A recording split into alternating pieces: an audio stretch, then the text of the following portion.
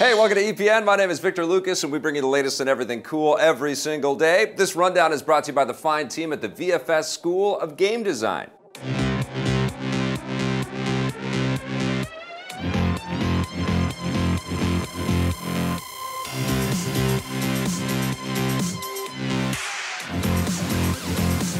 Thank you so much, Vancouver Film School. Now, today's rundown is dedicated to our pal Alex Bra, who says we are the only source he needs for video game news, and EPN's rundown deserves millions of views. We agree with you. This rundown is all yours, Bra. Get ready to hunt some monsters with the Joy-Con controllers because one of the biggest video game franchises in the world is coming to the Nintendo Switch.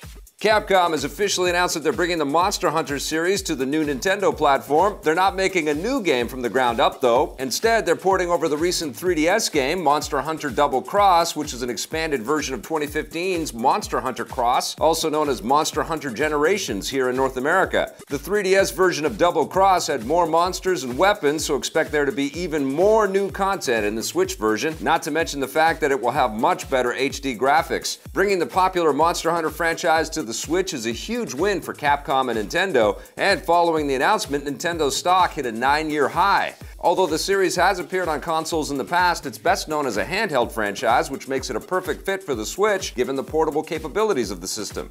Monster Hunter Double Cross is expected to land on the Switch in Japan later this year. Capcom hasn't named a Western release date, but the good news is that you can always import a copy from Japan, thanks to the fact that the Switch doesn't have region locking. We'll hunt down more details on the Switch version soon. All of this raises a question: will Nintendo be porting more 3DS games to the Switch? The company has previously hinted that they don't want to start doing that, but if the new Monster Hunter is as successful as everyone is expecting, that could change. It looks like Far Cry 5 has the makings to be a cult classic, but not until early next year.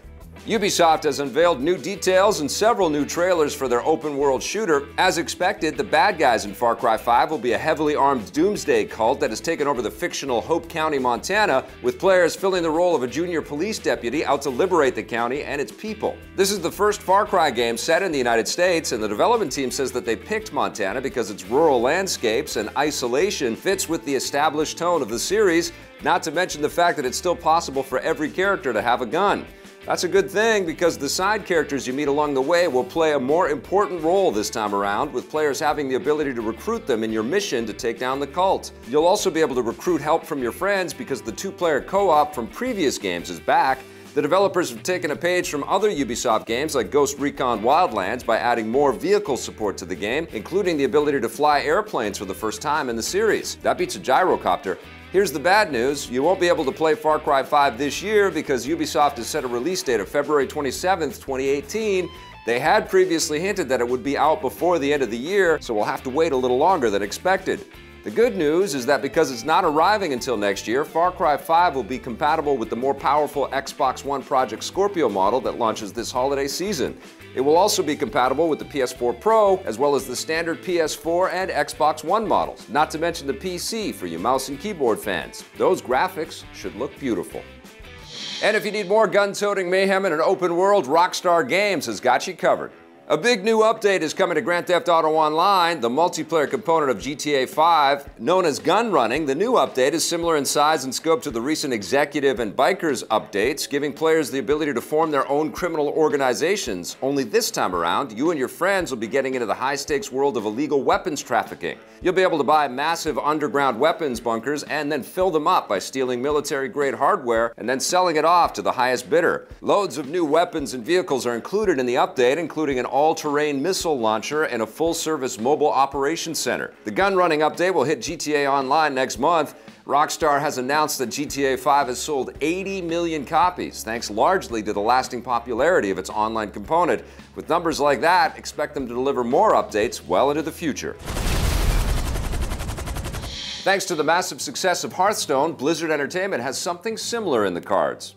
The studio is apparently working on a new mobile game based on the popular Warcraft universe. That's according to a job posting on their official site, which is looking for an FX artist to work on an unannounced mobile project that will be synonymous with the Warcraft IP. This indicates that, like Hearthstone, their next big mobile title will take place within the Warcraft universe. Hearthstone has more than 70 million registered players, so it's a no-brainer that Blizzard would want to make more mobile titles, but many had assumed that they would look to their other big franchises like StarCraft, Diablo, or Overwatch for inspiration. They haven't said what kind of gameplay their next mobile game might offer, although the same job posting indicates that it will have real-time visual effects, so it sounds like it will be more than just another turn-based card game. Blizzard makes some of the biggest games in the world, so whatever they're working on, it's going to have some very high expectations to live up to. You know, we'll have more details on Blizzard's mysterious new project as they come in. The awesome Titanfall 2 is getting even better, and it won't be clashing with your wallet if you don't want it to.